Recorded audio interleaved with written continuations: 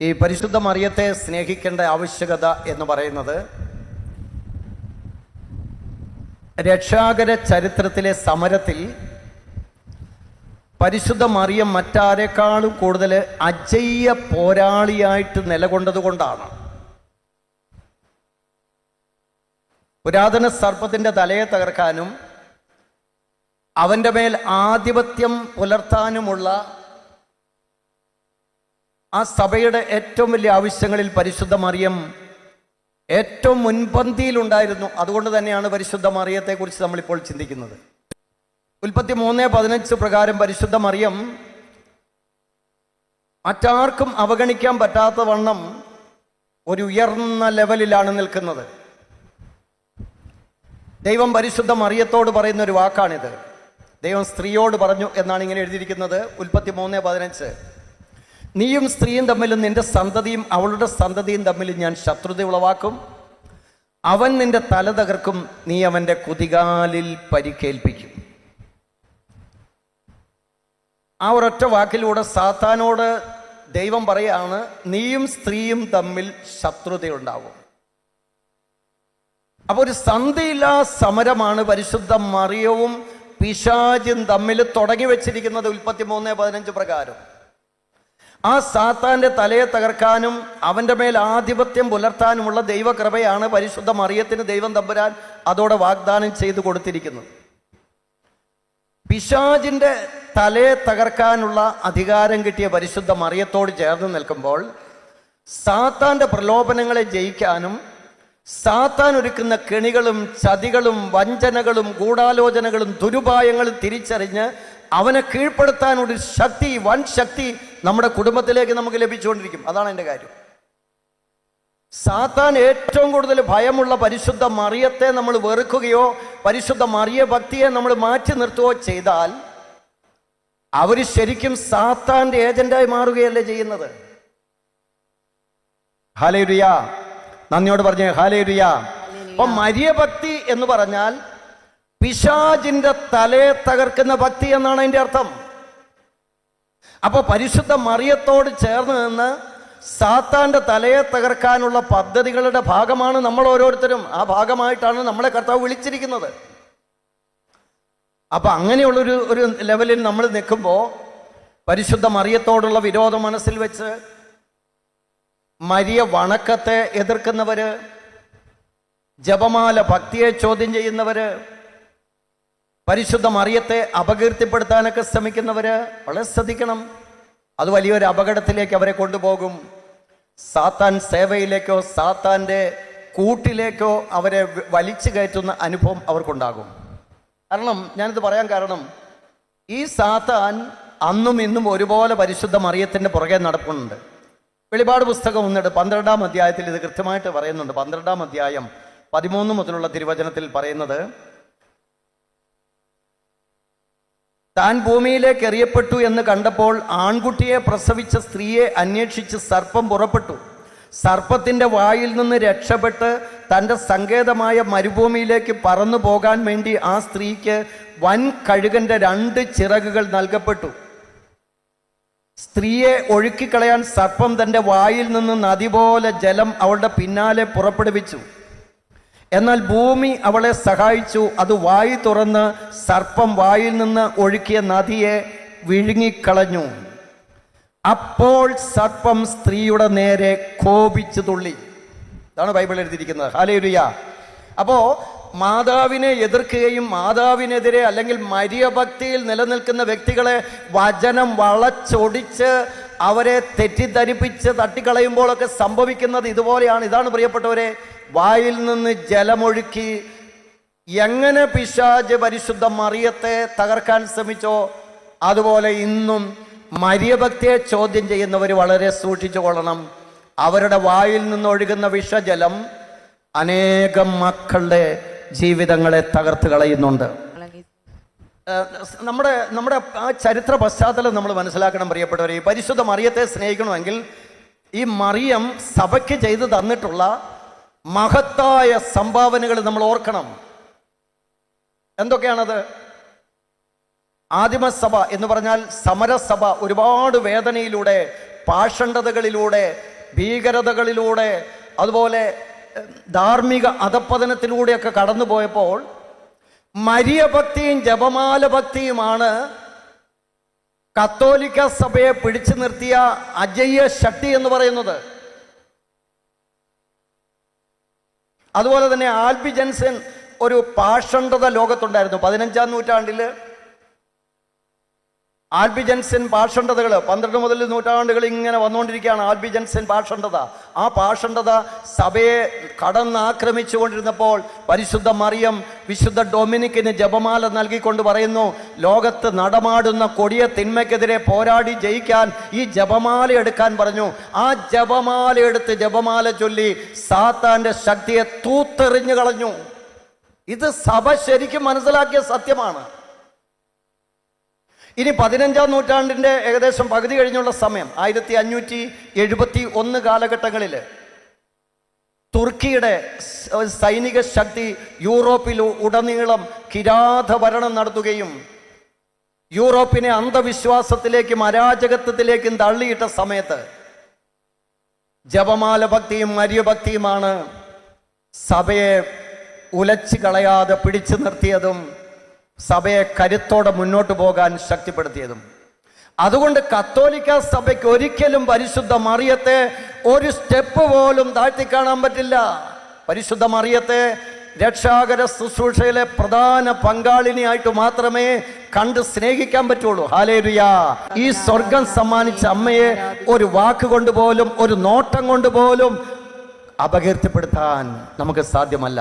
ചെയ്യുന്നത് തെറ്റാണ്, സ്വർഗത്തിനെതിരായിട്ടുള്ള വെല്ലുവിളിയാണെന്ന് നമ്മൾ തിരിച്ചറിയണം. Price the Lord. ഇനി പരിശുദ്ധ മറിയത്തെ സാത്താന്റെ തലയെ തകർക്കാൻ ദൈവം ഉപകരണമാക്കി എന്ന് പറയുന്നു.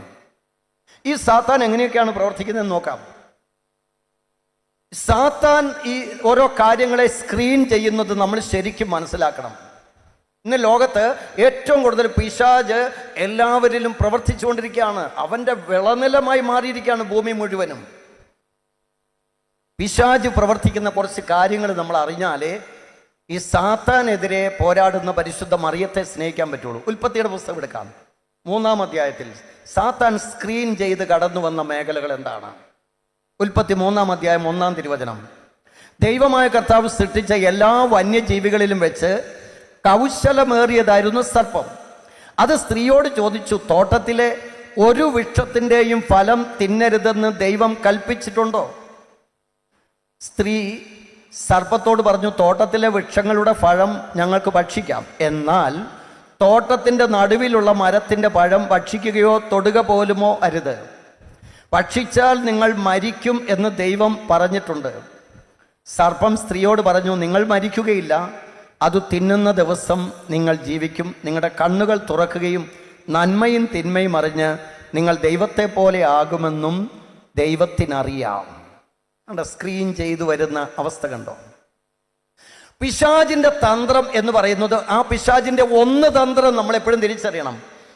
ഒരു മരത്തിൻ്റെയും പഴം പറിച്ച് തിന്നരുതെന്ന് ദൈവം നിങ്ങളോട് പറഞ്ഞിട്ടുണ്ടോ? ഇതാണ് ഈ ഒന്ന് തന്ത്രം എന്ന് പറയുന്നത്, പിശാചിന്റെ ഒന്ന് തന്ത്രം.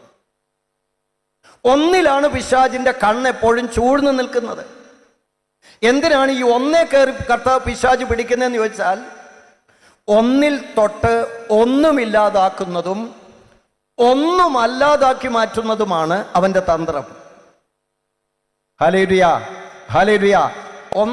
ഒരു മരത്തിന്റെ, അതാണ് ഒരു മരത്തിന്റെ പഴം പറിച്ചു തിന്നരുതെന്ന് പറഞ്ഞിട്ടുണ്ടോ? ഇതാണ് അവൻ ചോദിച്ചോണ്ട് വരുന്നത്. അവന്റെ സ്ക്രീനിങ് വളരെ കൃത്യമാണ്. ആ ഒന്നേ കയറി അവൻ പിടിച്ചു. ദൈവം പറഞ്ഞത് ജീവന്റെ വൃക്ഷത്തിൽ നിന്നുള്ള ഫലം പറിച്ചു തിന്നരുതെന്ന ആ ഒരു സഹനം മാത്രമേ ആദ്യ മാതാപിതാക്കൾക്ക് ദൈവം കൊടുത്തോളൂ. ആ ഒരു സഹനത്തെയാണ് പിശാച് ചൂഴ്ന്ന് മുതലെടുക്കാൻ ശ്രമിച്ചത്. ഹല്ലേലൂയ. സാത്താന്റെ ഭാഷ എന്ന് പറയുന്നത് സഹനം വേണ്ട എന്നാണ്. ദൈവത്തിന്റെ ഭാഷ എന്ന് പറയുന്നത് സഹനം കൂടിയേ തീരൂ എന്നാണ്. നിങ്ങൾക്ക് ഏത് ഭാഷയാണ് ഇഷ്ടം? ഇനി മിണ്ടൂല 2 ആഴ്ചത്തേക്ക്. ഹല്ലേലൂയ, ശക്തിയുടെ ഹല്ലേലൂയ. അണ്ട ഒരു സഹനത്തെ സാത്താൻ കയറി പിടിച്ച് ആ കുടുംബത്തെ മുഴുവൻ അട്ടിമറിച്ചു. പറുദീസ മുഴുവൻ സാത്താന്റെ കളമാക്കി മാറ്റി. അവന്റെ ഒന്ന് തന്ത്രം നമ്മൾ തിരിച്ചറിയണം. പ്രൈസ് ദി ലോർഡ്, ശക്തിയുടെ ഹല്ലേലൂയ. ഈ പിശാച് എങ്ങനെയാണ് ഈ ഒന്ന് തന്ത്രം ഉപയോഗിക്കുന്നത് നോക്കാം. ഒന്നേ കയറി പിടിക്കുന്ന പിശാച് ഒന്നിനെ രണ്ടാക്കി മാറ്റും. അതാണ് അവന്റെ അടുത്ത തന്ത്രം. ആദ്യത്തെ തന്ത്രം ഒന്നിൽ കയറി പിടിച്ച് ഒന്നിനെ ഒന്നുമില്ലാതാക്കി മാറ്റും, ഒന്നുമല്ലാതാക്കി മാറ്റും. ഇതാണ് ആദ്യ മാതാപിതാക്കളെ ഒന്നുമല്ലാതാക്കി മാറ്റി. അവർക്ക് ഒന്നുമില്ലാതാക്കി മാറ്റി. അവരുടെ അധികാരം പോലും തെറിച്ചു പോയി. അവരെ പറുദീസായിൽ നിന്ന് പടിയിറക്കി വിട്ടു. അപ്പൊ ഒന്നുമില്ലാത്ത അവസ്ഥയും ഒന്നുമല്ലാത്ത അവസ്ഥയിലേക്ക് കൊണ്ട് അവരെ അധപ്പതിപ്പിച്ച് താഴ്ത്തിയിട്ട് പോയി. ഇനി രണ്ടാമത്തെ സാത്താന്റെ തന്ത്രം. ഇവിടെയാണ് പരിശുദ്ധ മറിയത്തിന്റെ മഹത്വം നമ്മൾ തിരിച്ചറിയേണ്ടത്. അതുകൊണ്ടാണ് സാത്താനെതിരെ പല്ലും നഖവും കടിച്ച് പരിശുദ്ധ മറിയം നിൽക്കുന്നത്. അവന്റെ രണ്ടാമത്തെ തന്ത്രം ഒന്നിനെ രണ്ടാക്കി മാറ്റുക എന്നതാണ്. അത് പറുദീസയിൽ തന്നെ നടന്നു. ഒറ്റ ശരീരമായിട്ട് ഇരിക്കാനാണ് ദമ്പതികളെ ദൈവം വിളിച്ചിരിക്കുന്നത്. ആ ദമ്പതികളെ തമ്മിലടിപ്പിക്കാനും ഭിന്നിപ്പിക്കാനും രണ്ടാക്കി മാറ്റാനാണ് സാത്താൻ ആ പറുദീസയിൽ ആദ്യത്തെ പരിപാടി തുടങ്ങി വെച്ചത്. ആദ്യ മാതാപിതാക്കൾ അങ്ങോട്ടും ഇങ്ങോട്ടും പഴിക്കാൻ തുടങ്ങി. ഇവിടെ ഓരോ കുടുംബങ്ങൾ ശ്രദ്ധിച്ചു കൊള്ളണം. പിശാച് എങ്ങനെയാണ് ഓരോ കുടുംബത്തിൽ കയറി ഇറങ്ങി വിഷവിത്ത് വിതയ്ക്കുന്നതെന്ന് മനസ്സിലാക്കണം. പങ്കാളികൾ പഴിചാരി നീതീകരിക്കാനും രക്ഷപ്പെടാനും ഒക്കെ ശ്രമിക്കുമ്പോൾ അവളുടെ പൈശാചിക ശക്തിയുടെ ഒരു സ്വാധീനം കടന്നു വരുന്നുണ്ടെന്ന് ഓർത്തോളണം. ഈ പിശാച് എന്താ ചെയ്തെന്നറിയാവോ? ഒന്നിൽ പിടിമുറുക്കുന്ന പിശാച് ഒന്നിൻ്റെയും ഒന്നാകലിൻ്റെയും ഗുണം നഷ്ടപ്പെടുത്തും. ഒന്ന് കൈയടിച്ച് കർത്താവിന് നന്ദി പറഞ്ഞേ. Hallelujah, praise the Lord. ദമ്പതികൾ എന്ന് പറഞ്ഞാൽ അവര് ഇനിമേൽ നിങ്ങൾ രണ്ടല്ല ഒന്നാണ്. ഇത് പിശാച് കേട്ടിട്ടുണ്ട്. ഉൽപ്പത്തിയിൽ പറയുന്നത് പിശാച് കേട്ടിട്ടുണ്ട്. ഇനിമേൽ നിങ്ങൾ രണ്ടല്ല ഒന്നാണ് എന്ന് പറയുന്നത് പിശാച് കേട്ടിട്ടുണ്ട്. ആ ഒന്നിൽ കയറി പിടിച്ച പിശാച് ഒന്നിൻ്റെയും ഒന്നാകലിൻ്റെയും ഗുണം നഷ്ടപ്പെടുത്തും. എന്ന് പറഞ്ഞാൽ ദമ്പതികളെ തമ്മിലടിപ്പിച്ച് ഭിന്നിപ്പിച്ച് മാറ്റിവിട്ട് ഇപ്പോൾ മിക്ക ദമ്പതികളും പ്രിയപ്പെട്ടവരെ ഇന്ന് കുടുംബങ്ങളിലേക്ക് തിരിച്ചു പോയേക്കുവാണ്. വന്ന കുടുംബത്തിലേക്ക് തന്നെ തിരിച്ചുപോയി. ഒന്നിൻ്റെയും ഒന്നാകലിൻ്റെയും ഗുണം പിശാച് നഷ്ടപ്പെടുത്തി. ഒന്നിച്ചു പോരാടാൻ വേണ്ടിയാണ് രണ്ടുപേരെ സ്നേഹത്തിൽ ഒന്നിപ്പിച്ചത്. അപ്പോ ഒന്നിച്ച് ഉറച്ചു നിന്നാൽ പിശാചിന്റെ തലയെ തകർക്കാമെന്ന് ദൈവം മനസ്സിലാക്കിയതുകൊണ്ടാണ് ഭാര്യ ഭർത്താക്കന്മാരെ ഒന്നാക്കി മാറ്റിയത്. അവരെ രണ്ടാക്കി ഭിന്നിപ്പിക്കുമ്പോൾ അവരുടെ ഒന്നാകൽ മാറിക്കോളും, അവരുടെ ഒന്നിന്റെ മഹത്വം മാറിക്കോളും. അതറിഞ്ഞ പിശാച് തന്ത്രപൂർവ്വം ആദ്യ മാതാപിതാക്കളെ വിലക്കെടുത്തു. ഹല്ലേലൂയ, ശക്തിയോടെ പറഞ്ഞേ ഹല്ലേലൂയ, നന്ദിയോടെ ഹല്ലേലൂയ. അപ്പോൾ പിശാചിന്റെ രണ്ടാമത്തെ തന്ത്രമാണ് ഈ ഒന്നിനെ രണ്ടാക്കി മാറ്റുക എന്നുള്ളത്. ഇവിടെ പരിശുദ്ധ മറിയം ഇറങ്ങി വന്നാലേ സാത്താൻ ആ വീട്ടിൽ നിന്ന് ഇറങ്ങിപ്പോവുള്ളൂ. അല്ലെങ്കിൽ നിരന്തരം ദമ്പതികൾ പഴിച്ചുകൊണ്ടിരിക്കും, കുറ്റപ്പെടുത്തിക്കൊണ്ടിരിക്കും, വിമർശിച്ചുകൊണ്ടിരിക്കും, വ്രണപ്പെടുത്തിക്കൊണ്ടിരിക്കും. അങ്ങനെ ഒന്നാകാൻ പറ്റാത്തവണ്ണം അകന്നു പോകും. അടുക്കാൻ പറ്റാത്തവണ്ണം അകന്നു പോയാൽ, മനസ്സുകൊണ്ടൊരു ഒരു വ്യക്തി അകന്നാൽ ശരീരം കൊണ്ടകലും, ശരീരം കൊണ്ടകന്നാൽ ജീവിതം കൊണ്ടകലും. ഓരോ ദമ്പതികൾ ഓർത്തോളണം. എവിടെ ഇരിക്കുന്ന ദമ്പതികളും എന്നെ കേൾക്കുന്നവര്, മനസ്സുകൊണ്ടകന്നാൽ ശരീരം കൊണ്ടകലും, ശരീരം കൊണ്ടകന്നാൽ ജീവിതം കൊണ്ടകലും. ആർക്കും അടുപ്പിക്കാൻ പറ്റാത്തവണ്ണം അവർ രണ്ടായിട്ട് ഭിന്നിച്ചു പോകും. ഇതാണ് ചില കുടുംബങ്ങളിൽ സാത്താൻ കയറി സ്ക്രീൻ ചെയ്യുന്ന മേഖലകൾ. ഇനി മൂന്നാമത്തത്, ഇവിടെ നമുക്ക് പരിശുദ്ധ മറിയം അത്യന്താപേക്ഷിതമായ ഒരു ശക്തിയായിട്ട് നിൽക്കണം നമ്മുടെ കുടുംബത്തിൽ. മൂന്നാമത്തത് രണ്ടിനെ ഒന്നാക്കി മാറ്റുന്ന തന്ത്രമാണ് പിശാചിന്. രണ്ടിനെ ഒന്നാക്കി മാറ്റുക, അതും ഒരു വലിയ തന്ത്രമാണ്. മത്തായിയുടെ സുവിശേഷം 18-ാം അധ്യായം 19-ാം തിരുവചനം. ഭൂമിയിൽ നിങ്ങൾ യോജിച്ചു ചോദിക്കുന്ന ഏതൊരു കാര്യവും നിങ്ങളുടെ സ്വർഗസ്ഥനായ പിതാവ് നിങ്ങൾക്ക് നിറവേറ്റി തരും. യോജിച്ച് രണ്ടുപേരും കൂടെ യോജിച്ച് പ്രാർത്ഥിക്കാൻ ദൈവം ആവശ്യപ്പെട്ടിട്ട് ഇപ്പോൾ രണ്ടുപേരും, ഒരാൾ പ്രാർത്ഥിക്കുന്നു, ഒരാൾ പ്രാർത്ഥിക്കുന്നില്ല. കണ്ടോ, രണ്ടാക്കി മാറ്റുകയാണ് രണ്ടുപേരെ. രണ്ടിനെ ഒന്നാക്കി മാറ്റുക. ഇപ്പോൾ ഒരാൾ മാത്രം പ്രാർത്ഥിക്കാനിരിക്കുന്നു, അപ്പോൾ ഒരുമിച്ച് കിടക്കാത്ത, ഒരുമിച്ച് പ്രാർത്ഥിക്കാത്ത, ഒരുമിച്ച് പള്ളിയിൽ പോകാത്ത ആ വ്യക്തികളെല്ലാം ഈ രണ്ട് ഒന്നായി മാറിക്കൊണ്ടിരിക്കുകയാണ്. ഹല്ലേലൂയ. ശക്തിയോടെ പറഞ്ഞ ഹല്ലേലൂയ. അതോടൊപ്പം തന്നെ നമ്മുടെ സർക്കാർ വേറൊരു കാര്യം പറഞ്ഞിട്ടുണ്ട്. പ്രത്യേകിച്ച് ആരോഗ്യവകുപ്പ് പറഞ്ഞു, നമ്മളൊന്ന് ഉണ്ടൂല ഇനി നമ്മളൊന്ന് നമുക്കൊന്ന്. അത് സർക്കാർ പറഞ്ഞൊരു വാക്കാ. ആ ഒന്നേ കയറി പിശാച് പിടിച്ചു. അതുകൊണ്ട് ഇപ്പം എന്ത് വേണ്ടു? നമ്മുടെ കുടുംബങ്ങളിൽ ഒരു കൊച്ചു പോലും ഇല്ലാത്ത അവസ്ഥയിൽ വന്നു. ഹല്ലേലൂയ. നമ്മളൊന്ന് നമുക്കൊന്നെന്ന് സർക്കാരിൻ്റെ വാക്ക് കേട്ട് നമ്മൾ പ്രവർത്തിക്കാൻ തുടങ്ങിയപ്പോൾ പല കുടുംബങ്ങളിലും, പല ക്രിസ്തീയ കുടുംബങ്ങളിലും ഇന്ന് ഒന്നുപോലും ഇല്ലാതായി മാറി. കണ്ടോ, രണ്ടിനെയോ ഒന്നാക്കി മാറ്റുകയാണ് അവൻ്റെ തന്ത്രം. അപ്പൊ എന്താണ് ഇവന്റെ അടിസ്ഥാന തന്ത്രം എന്ന് വെച്ചാൽ, ഒന്നിൽ തൊട്ട് ഒന്നുമില്ലാതാക്കി മാറ്റുക. ചില കുടുംബങ്ങളിൽ ഒരു കൊച്ചു പോലും ഇല്ലാത്ത അവസ്ഥ, ഒരു കുഞ്ഞിന് വേണ്ടി കരയുന്ന അവസ്ഥകൾ ഞാൻ കാണുന്നു. പ്രിയപ്പെട്ടവരെ, ഡിവൈൻ ധ്യാനേന്ദ്രത്തിൽ ഞാൻ ആയിരിക്കുമ്പോൾ 15,000-ഓളം മക്കളില്ലാത്ത ദമ്പതികൾക്ക് ഞാൻ ധ്യാനം കൊടുത്തിട്ടുണ്ട്. 15,000-ഓളം മക്കളില്ലാത്ത ദമ്പതികൾക്ക്. അപ്പോൾ അവൻ ഒന്നിൽ തൊട്ട് ഒന്നുമില്ലാതാക്കി മാറ്റും, രണ്ടാക്കി മാറ്റും. ഒരുമിച്ചിരുന്ന് പ്രാർത്ഥിച്ച് രക്ഷ നേടേണ്ടവര്, ഏക മനസ്സോടെ ഏകലക്ഷ്യത്തോടെ പ്രാർത്ഥിക്കേണ്ട കപ്പിൾസ് രണ്ടായിട്ടിരുന്ന് പ്രാർത്ഥിക്കുന്നു. ഒരാൾ പ്രാർത്ഥിക്കാനില്ല, മറ്റൊരാൾ പ്രാർത്ഥിക്കാനില്ല, മക്കൾ ഒരുമിച്ചിരുന്ന് പ്രാർത്ഥിക്കാനില്ല. ഒറ്റയാക്കി മാറ്റുന്നു, രണ്ടിനെ ഒന്നാക്കി മാറ്റുന്ന തന്ത്രം ഏറെക്കുറെ നമ്മുടെ കുടുംബങ്ങളിലും നമ്മുടെ സമൂഹങ്ങളിലും കുറച്ച് വിജയിച്ചിട്ടുണ്ട്. Price the Lord. ഇനി പിശാചിന്റെ അടുത്ത തന്ത്രം എന്നാൽ ഒന്നിനെ പലതാക്കി മാറ്റുന്നതാണ്.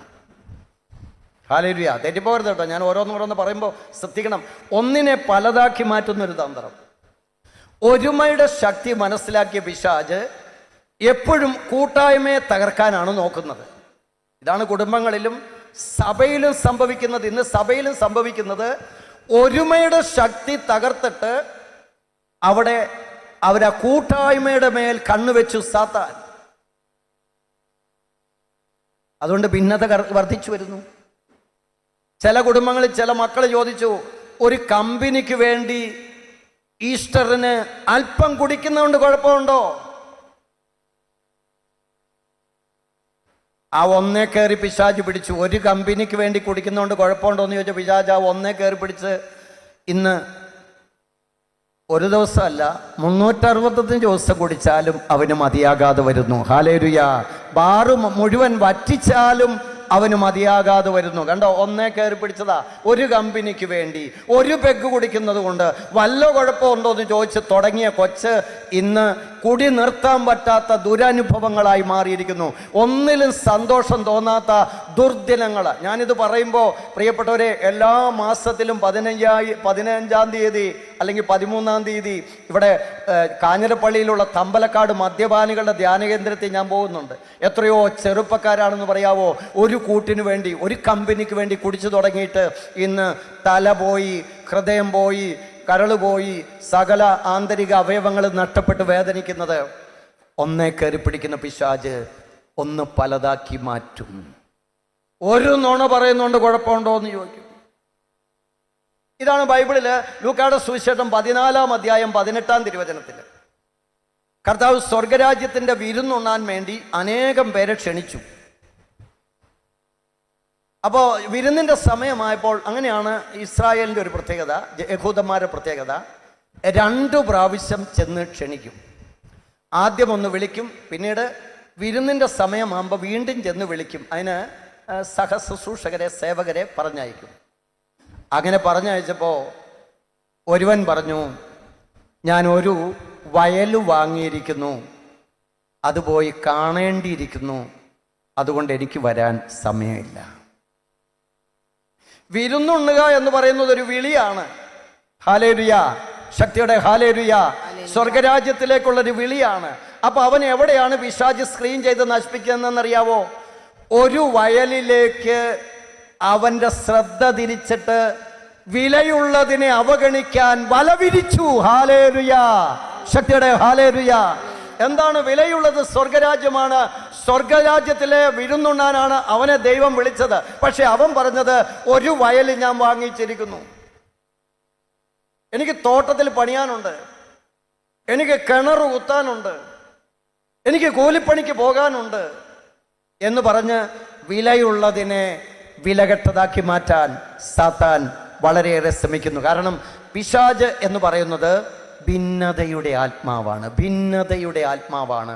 അതിനെ തിരിച്ചറിഞ്ഞിട്ട് വേണം നമ്മൾ പോകാൻ. അതുകൊണ്ട് ഞാൻ ഈ പറയുന്നത്, സാത്താൻ്റെ ഈ തന്ത്രങ്ങളെ നമുക്ക് ചെറുത്തു തോൽപ്പിക്കാൻ ദൈവം ഒരു തന്ത്രം നമുക്ക് തന്നിട്ടുണ്ട്.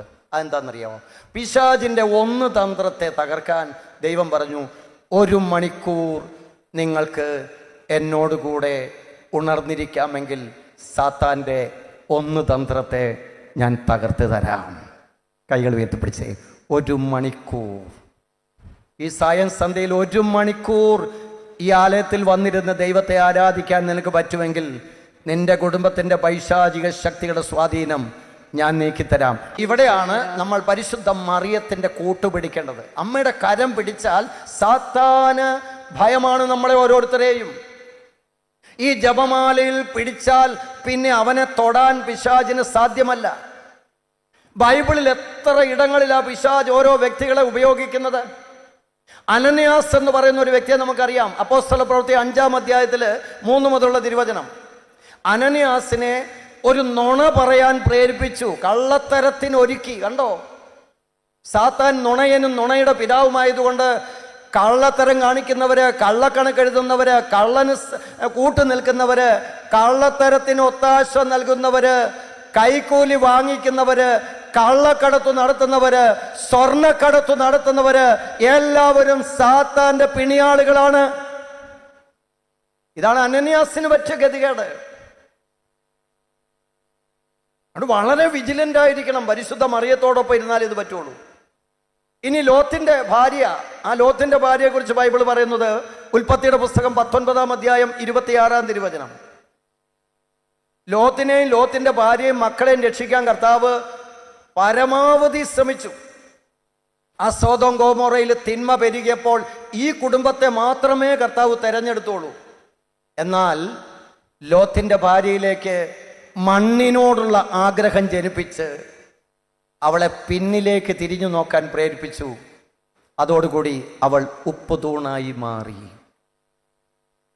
ഇന്നലകളിലേക്ക് തിരിഞ്ഞു നോക്കി വേദനിക്കുന്നവര് പിന്നിലേക്ക് തിരിഞ്ഞു നോക്കി ഓരോ ദിവസത്തിൻ്റെ സന്തോഷം കെടുത്തിക്കളയുന്നവരോട് പറയുന്നു, ഉപ്പുതൂണാകുന്നതിന് മുൻപ് നാളെയിലേക്ക് നോക്കി ദൈവത്തെ ആരാധിക്കുക.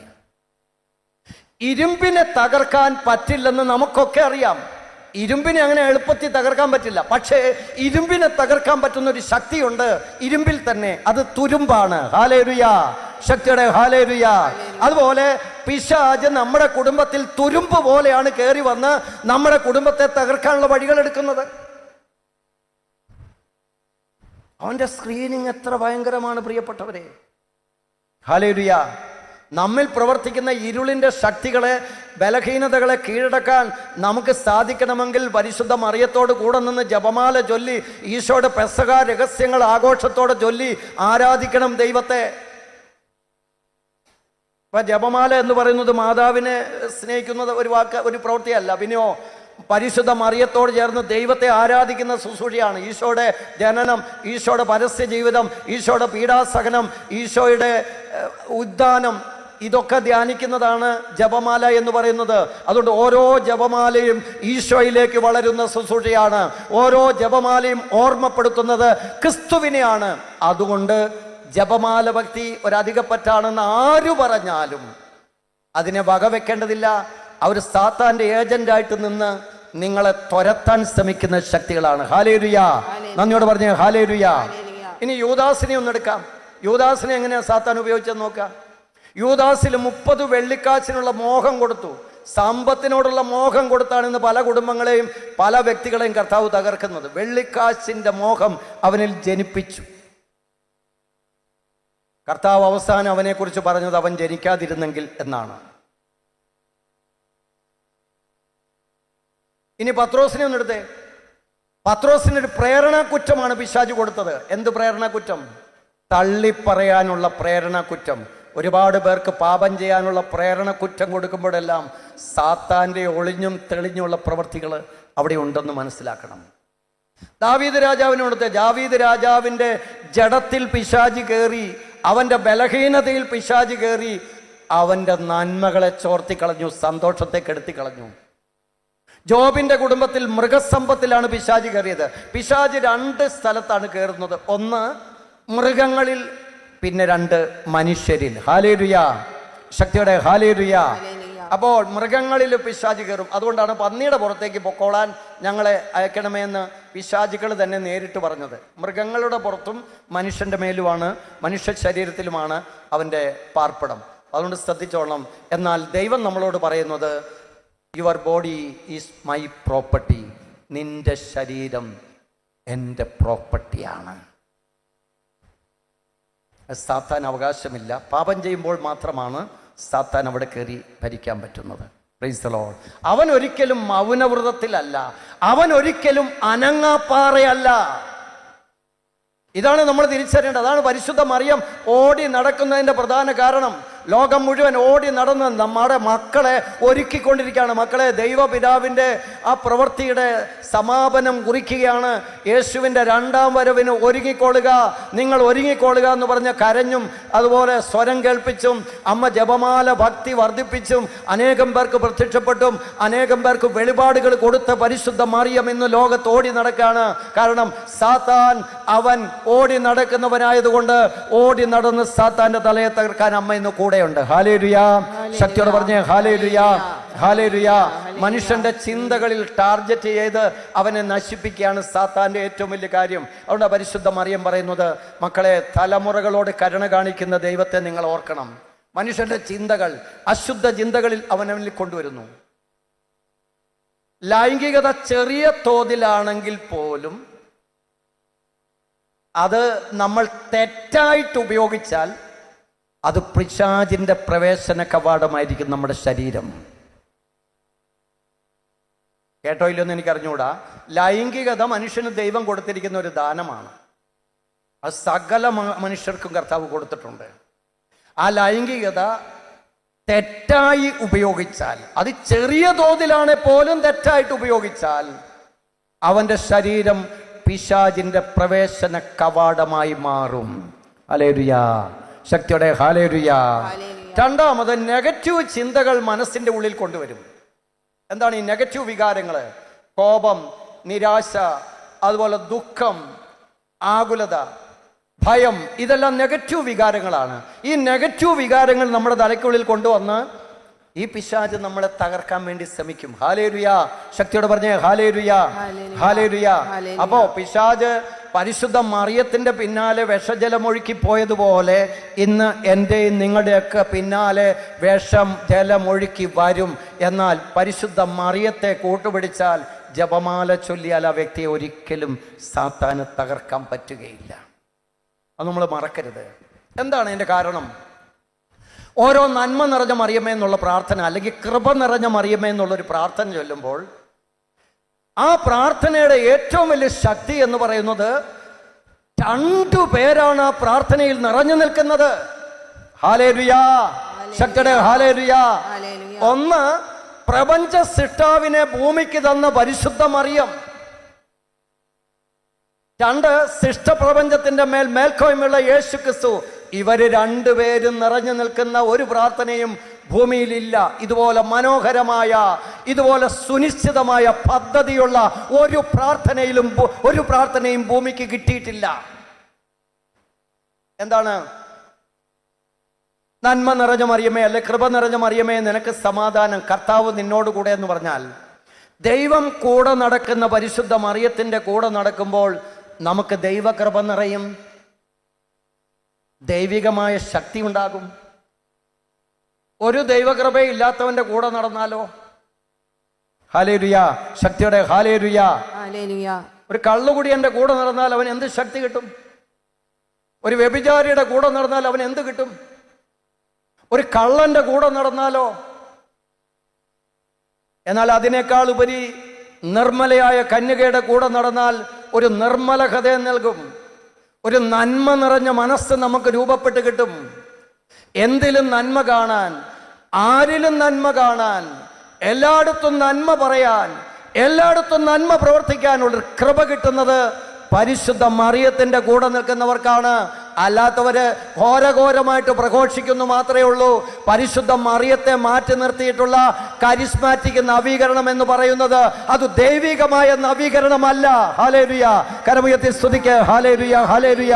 പരിശുദ്ധ മറിയത്തെ പദ്ധതിയിൽ നിന്ന് മാറ്റി നിർത്തുന്ന ആ പദ്ധതി അത് ദൈവത്തിനെതിരെയുള്ള പദ്ധതിയാണ്. അതിനെ അംഗീകരിക്കാൻ പറ്റുന്ന പദ്ധതിയല്ല. ശക്തിയോടെ സ്തുതിക്ക്. Hallelujah, praise the Lord. ഇനി രണ്ടാമത്തത്, ആ പ്രാർത്ഥനയുടെ ഒരു കാതൽ എന്ന് പറയുന്നത് നിന്റെ ഉദരത്തിന്റെ ഫലമായി ഈശോ എന്നാണ് നമ്മൾ പറയുന്നത്. അതിന്റെ അർത്ഥം നിന്റെ ഉദരത്തിന്റെ ഫലമായി ഈശോ സർവാധിപനാണ്. നിന്റെ ഉദരത്തിന്റെ ഫലമായി ഈശോ എല്ലാറ്റിനും ഉപരി നാമമാണ്. നിന്റെ ഉദരത്തിന്റെ ഫലമായി ഈശോ സമഗ്ര വിമോചന നാമമാണ്. നിന്റെ ഉദരത്തിന്റെ ഫലമായി ഈശോ പാപവിമോചകനാണ്. നിന്റെ ഉദരത്തിന്റെ ഫലമായി ഈശോ സൗഖ്യദായകനാണ്. നിന്റെ ഉദരത്തിന്റെ ഫലമായി ഈശോ എല്ലാമാണെന്ന് ഓരോ നന്മ നിറഞ്ഞ മറിയം പൂർത്തിയാക്കുമ്പോഴും നമ്മൾ പ്രഖ്യാപിക്കുകയാണ് ചെയ്യുന്നത്. അതുകൊണ്ട് ഒരു വ്യക്തി പോലും നന്മ നിറഞ്ഞ മറിയം ചൊല്ലാതിരിക്കരുത്. പ്രിയപ്പെട്ടവരെ, ഈ ജൂൺ മാസം 8 മുതൽ 12 വരെ ഈ ആലയത്തിൽ മരിയൻ ധ്യാനം നടക്കുക. ഞങ്ങളിപ്പോൾ അതിനുവേണ്ടി അഖണ്ഡ ജപമാല ചൊല്ലിക്കൊണ്ടിരിക്കുകയാണ്. ഒരാള് ഞാൻ പറഞ്ഞു, ആയിരക്കണക്കിന് നന്മ നിറഞ്ഞ മറിയം ചൊല്ലിക്കൊള്ളണം. നന്മ നിറഞ്ഞ മറിയമേ എന്നുള്ള പ്രാർത്ഥന ആയിരക്കണക്കിന് ചൊല്ലാൻ പറഞ്ഞു. 1,00,000 നന്മ നിറഞ്ഞ മറിയമേ എന്നുള്ള പ്രാർത്ഥനയാണ് ചൊല്ലാൻ വേണ്ടി ടീം അംഗങ്ങൾക്ക് ഞാൻ ഏൽപ്പിച്ചിരിക്കുന്നത്. ഹല്ലേലൂയ. 1,00,000 നന്മ നിറഞ്ഞ മറിയമേ എന്നുള്ള പ്രാർത്ഥന. ആ ഒരു ധ്യാനത്തിൽ ആര് കൂടുന്നുണ്ടോ അവൻ ഫയറായിട്ട് മാറും, തീയായിട്ട് ഇവിടെ നിന്ന് പോകും. ഹല്ലേലൂയ. കാരണം ലക്ഷക്കണക്കിന് നന്മ നിറഞ്ഞ മറിയം ചൊല്ലുമ്പോഴൊക്കെ അതിനകത്ത് കിട്ടുന്ന അഭിഷേകം പരിശുദ്ധ മറിയത്തിന്റെ അഭിഷേകവും അതുപോലെ തന്നെ യേശു ക്രിസ്തുവിന്റെ സമഗ്ര അഭിഷേകവും കൂടിയാണ്. ഹല്ലേലൂയ. ഒരു ഡബിൾ ബ്ലെസ്സിങ്ങും ഡബിൾ അനോയിന്റിങ്ങും ആണ് നന്മ നിറഞ്ഞ മറിയം ചൊല്ലുന്ന വ്യക്തിക്ക് ഭൂമിയിൽ കിട്ടുന്നത്. അതുകൊണ്ട് നിർത്തരുത്. ആരെങ്കിലും നന്മ നിറഞ്ഞ മറിയം മാറ്റി വെച്ചിട്ടുണ്ടെങ്കിൽ, മരിയ ഭക്തി മാറ്റി വെച്ചിട്ടുണ്ടെങ്കിൽ, മരിയ വിരോധം തലയ്ക്കുള്ളിൽ വെച്ചിട്ടുണ്ടെങ്കിൽ അവരോട് സ്നേഹത്തോടെ ഞാൻ പറയുന്നു, അവർ ദൈവമാതാവിനോട് ചേർന്നു നിന്ന് ദൈവത്തെ ആരാധിക്കുന്ന മനോഭാവം രൂപപ്പെടുത്തണം. അല്ലെങ്കിൽ അവർക്ക് കെണിയാകും. അവസാന നാളുകളിൽ പരിശുദ്ധ മറിയത്തിന്റെ നോട്ടം അവർക്ക് കിട്ടാതെ പോകും. പരിശുദ്ധ മറിയം ദൈവത്തിന് സമർപ്പിച്ചപ്പോൾ 2 കാര്യങ്ങളാണ് അവിടെ നടന്നത്. എന്തിനാ ഈ പരിശുദ്ധ മറിയത്തെ സ്നേഹിക്കാൻ പറഞ്ഞെന്നറിയാവോ? പരിശുദ്ധ മറിയത്തിന്റെ സമർപ്പണം പോലൊരു സമർപ്പണം ഭൂമിയിൽ ആരും ചെയ്തിട്ടില്ല. ഇതാ കർത്താവിന്റെ ദാസി എന്ന് പറഞ്ഞ് തന്നെ സമർപ്പിച്ചു.